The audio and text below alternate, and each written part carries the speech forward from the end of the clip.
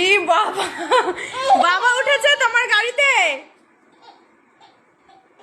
কি অবস্থা!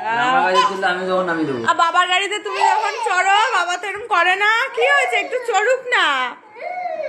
বাবাকে হাত ধরে ধরে টেনে টেনে নামিয়ে দিচ্ছে ওর গাড়িতে।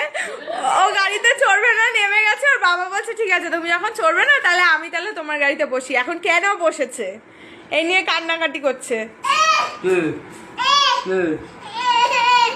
হবে না, আমি চলবো আবার। কেমন উঠে পড়ছে।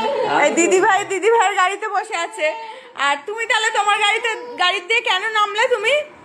গাড়িতে উঠে পড়ছে, দেখো উঠে পড়ছে গাড়িতে উঠে পড়ছে, গাড়ি চড়বে।